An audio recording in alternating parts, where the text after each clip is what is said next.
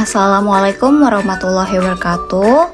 Pertama-tama saya ingin mengucapkan terima kasih sebesar-besarnya kepada PP Bu Yuni dan Fasil saya Pak Hadi atas pencerahan dan bimbingannya dalam pengerjaan modul 1.1 ini. Kali ini saya akan memaparkan aksi nyata penerapan modul 1.1 Filosofi Pemikiran KHD atau yang kita kenal sebagai Kiai Haji Dewantara, yang saya sendiri, Husnul Khotimah, calon guru penggerak Angkatan 10 DKI Jakarta yang bertempat tugas di SMA Negeri 41 Jakarta Utara. Dan selamat menyaksikan pemaparan dari saya. Salam hangat CGP Angkatan 10. Bagaimana sih perasaan saya selama melakukan perubahan di dalam kelas?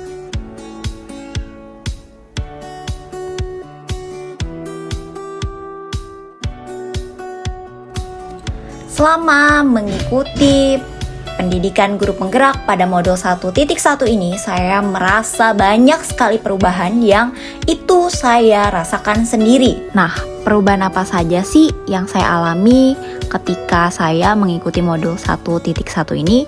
Yang pertama, saya mengetahui kalau sebenarnya kodrat alam anak itu adalah bermain, dan bila melihat kodrat zaman pada saat ini, pendidik perlu menekankan kemampuan anak untuk memiliki keterampilan abad ke-21. Namun, pada kenyataannya, metode pembelajaran yang saya terapkan terkadang masih banyak yang belum atau tidak menggunakan games, hanya menggunakan metode ceramah, tanya jawab, dan LKPD, sehingga pembelajaran kurang menarik dan monoton. Anak cepat bosan, kurang terampil, serta kurang mengeksplorasi dirinya sendiri. Ide atau gagasan yang timbul dari saya adalah karena kodrat anak adalah bermain, saya akan mengintegrasikan pembelajaran saya dengan bermain sambil belajar atau belajar sambil bermain. Jadi di dalam proses pembelajaran saya akan menyisipkan games dari Kahoot atau Wordwall atau Quizizz dan aplikasi game lainnya agar pembelajaran saya lebih menarik, tidak monoton, dan lebih menyenangkan. Nah, yang kedua, selama ini saya sering menerapkan proses pembelajaran yang kurang menghamba murid. Saya menerapkan kegiatan belajar saya sesuai dengan kemauan saya dan kurang memerdekakan murid. Seperti saat memberikan tugas presentasi kelompok, saya mengatakan jika semua murid memaparkan hasil diskusi kelompoknya dengan cara presentasi dengan menggunakan PPT saja, sehingga anak menjadi kurang terampil dan kurang kreatif serta kurang inovatif. Ide atau gagasan yang timbul dalam proses perubahan yang saya lakukan adalah menggunakan pembelajaran yang berdiferensiasi yang lebih mengutamakan kebutuhan murid. Jadi, jika murid itu suka melihat atau hobi menonton drakor, bisa menyampaikan presentasi lewat drama atau video. Yang suka puisi bisa menyampaikan presentasi lewat puisi. Yang suka menyanyi bisa menyanyikan lagu atau musikalisasi. Yang suka membaca bisa melalui komik digital, poster, infografis, PPT, sticky note atau post-it, kertas karton, dan lain sebagainya. Pokoknya itu semua semampunya murid, kita berikan kemerdekaan seluas-luasnya kepada murid mempresentasikan hasil diskusi atau gagasannya itu melalui apa saja yang dia sukai. Yang ketiga, kemudian ada anak yang menggunakan HP tidak pada waktunya, seperti main game saat mengerjakan tugas kelompok. Saya sering menegur dan menyita HP-nya secara langsung tanpa kompromi, sehingga timbul rasa pengerjaan tugas yang seharusnya dikerjakan secara kelompok menjadi kurang berkolaborasi, dan anak yang bermain HP tadi menjadi kurang fokus belajarnya. Nah, kemudian ide yang timbul dari saya seperti yang diajarkan oleh KHD, kita sebagai pendidik harus mampu menuntun, membimbing, mengemong dengan sabar. Menuntun tanpa mengubah kodrat di sini dalam arti memperbaiki segala tingkah lakunya ke arah yang lebih baik. Penerapan yang saya lakukan adalah membuat kesepakatan atau komitmen bersama, dan anaklah yang menentukan sendiri konsekuensinya. Nah, pembelajaran dan pengalaman dalam bentuk catatan praktik baik yang saya lakukan yaitu ada 3 tahapan. Yang pertama adalah membuat perencanaan, yang kedua tahap pelaksanaan, dan yang ketiga adalah refleksi. 1. Tahap perencanaan. Yang saya lakukan dalam tahap ini adalah pemantapan materi melalui diskusi dengan teman sejawat, membuat perangkat pembelajaran seperti modul ajar, media ajar, model pembelajaran, dan juga penilaian.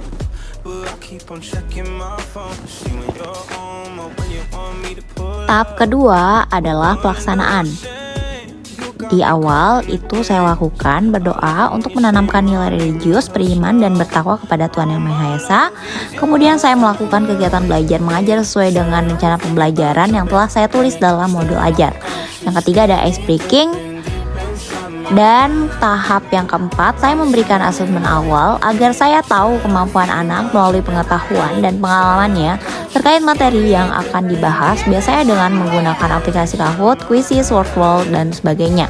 Tujuannya agar dapat menumbuhkan karakter mandiri dan pembelajaran lebih menyenangkan.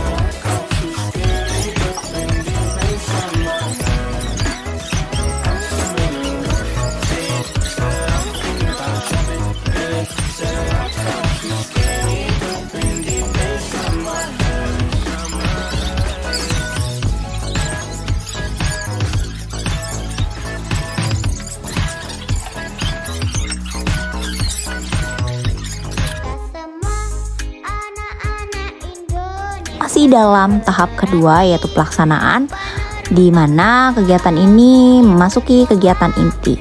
Pertama yang saya lakukan adalah memberikan tayangan video materi dan pertanyaan pemantik, tujuannya agar siswa dapat bernalar kritis.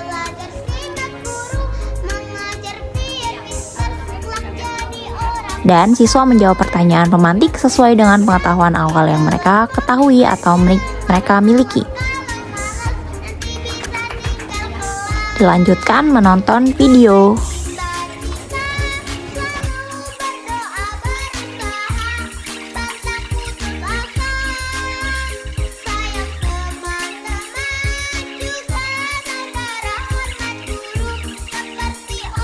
Setelah menyimak video, siswa memberikan refleksi dari video yang telah disimaknya.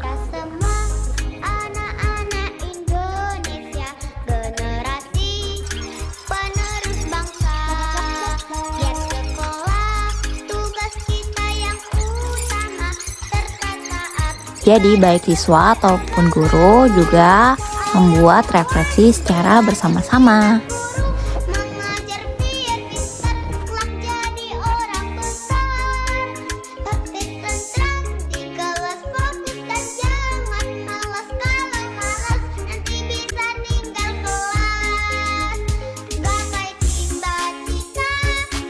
Menayangkan video, guru mulai menjelaskan tujuan pembelajaran dan pembahasan materi. Nah, kemudian masuklah pada pembentukan kelompok atau kolaborasi. Tujuannya adalah untuk menanamkan karakter gotong royong. Hasil diskusi nanti akan ditampilkan oleh masing-masing kelompok. Metode yang saya gunakan adalah metode berdiferensiasi. Anak bebas menentukan tampilan presentasinya dalam bentuk apapun. Ada yang melalui komik, drama, storytelling, poster, infografis, musikalisasi, video, dan lain sebagainya. Nah, di sini yang saya tampilkan itu yang pertama ada presentasi yang menggunakan komik digital.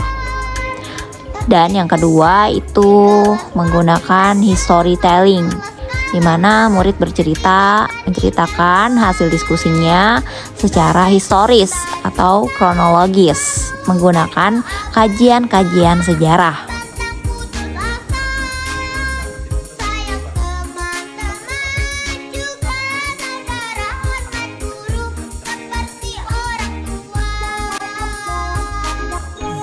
Dan yang terakhir ada penyampaian hasil diskusinya melalui drama. Di sini anak bermain peran sesuai dengan tema yang sudah diberikan.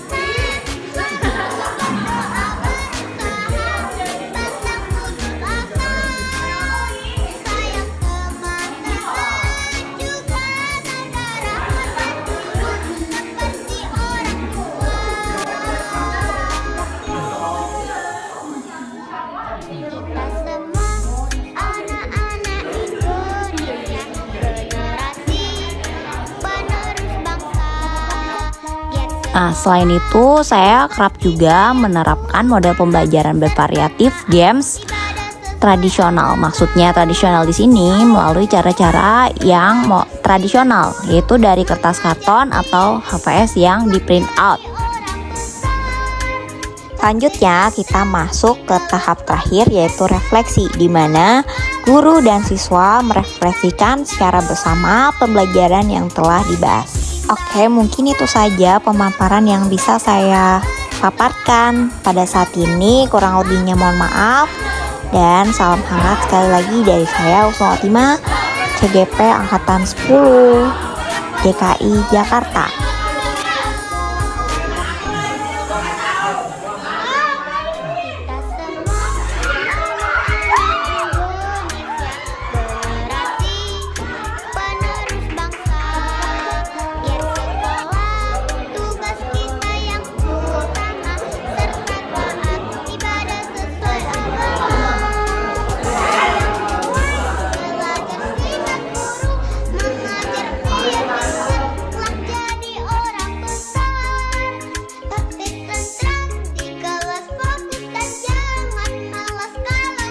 Assalamualaikum warahmatullahi wabarakatuh. Saya Darumara Wicaksono selaku guru pendidikan jasmani olahraga dan kesehatan ingin memberikan testimoni kepada Ibu Husnul Khotimah terkait perubahan diri yang dialami sama Ibu Husnul.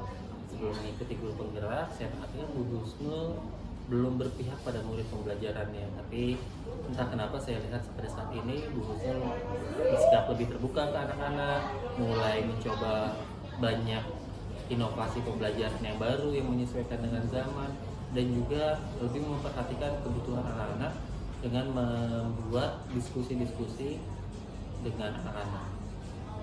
Pesan saya untuk Bu Husnul, sukses selalu, semoga bisa mengikuti pendidikan guru penggerak dari modul 1 sampai modul 3 dengan lancar. Terima kasih. Wassalamualaikum warahmatullahi wabarakatuh. Halo semuanya, perkenalkan nama aku Charlie Kopervilsian. Aku dari kelas 11-2. Sebelumnya aku kan diajar oleh Ibu Husnul dalam mata pelajaran sejarah. Menurut aku dalam pembelajaran dia itu sangat interaktif. Kenapa? Karena mulai dari dianya sendiri itu menggunakan IT. Salah satunya dalam metode presentasi. Dia mempresentasikan materi apa yang akan dia bawakan kepada kita. Dengan begitu kita juga akan lebih mudah memahami. Apalagi dia juga men-share atau membagikannya kepada anak muridnya. Dan dalam mata pembelajaran itu dia juga membebaskan kita mau membuat dalam rangkuman dalam bentuk apa. Entah itu di buku tulis ataupun kita buat juga dalam bentuk Word. Itu juga dia perbolehkan. Dan menurut saya itu sangat bagus sekali untuk anak-anak seperti kita, gen milenial seperti kita, untuk bisa menggunakan teknologi. Terima kasih semuanya. Oke, assalamualaikum warahmatullahi wabarakatuh. Halo teman-teman, perkenalkan nama saya Habib Rizal Rafi dari 11-2. Dan saya ingin menceritakan kesan-pesannya diajar oleh Maples Sejarah, yaitu yang bernama Bu Husnul. Yang pertama, dengan cara mengajarnya saya suka. Dari mengajar siswa dengan cara presentasi, dan presentasinya itu juga nggak cuma di dalam PDF saja atau bentuk PPT, dia juga bisa dengan poster atau dengan langsung spontan. Lalu dengan cara mengajar yang lain seperti menerangkan materi. Nah, materinya itu beliau tidak menjelaskan dahulu, jadi kita dulu yang mencari materinya, lalu jika ada yang keliru atau kita masih belum paham, nanti beliau akan menjelaskan dengan secara detail. Lalu untuk selebihnya mungkin tidak ada lagi sih ya, tapi ada satu lagi, dan ketika ulangan atau ulangan harian sebelum itu kita ada games. Jadi ulangan kita tuh nggak terlalu tegang banget dan nggak terlalu boring. Jadi itu aja. Terima kasih. Semuanya, nama saya Ridwan Muzaki dari 11.2. Nah, saya akan menyampaikan kesan pesan saya sebagai anak murid kelas 11 yang diajari oleh Bu Husnul. Pertama tuh dari cara dia mengajar itu sangat interaktif, mulai dari cara dia untuk menyampaikan ilmu. Itu bukan dia yang menyampaikan pesan langsung, tapi anak murid itu suruh mencari materi yang akan disampaikan. Lalu jika ada kesalahan atau keliru dalam pencarian materi tersebut, akan direvisi atau dibenarkan oleh Bu Husnul langsung. Dan juga ada juga metode bermain game saat ulangan. Jadi itu menghilangkan rasa tegang saat ulangan itu. Nah, juga pada saat menerangkan, Bu Husnul tuh menggunakan kata-kata yang mudah dimengerti oleh anak muridnya. Ya, kebetulan juga Bu Husnul kan masih muda, jadi dia mengerti lah apa yang gampang dicerna oleh anak muda zaman sekarang.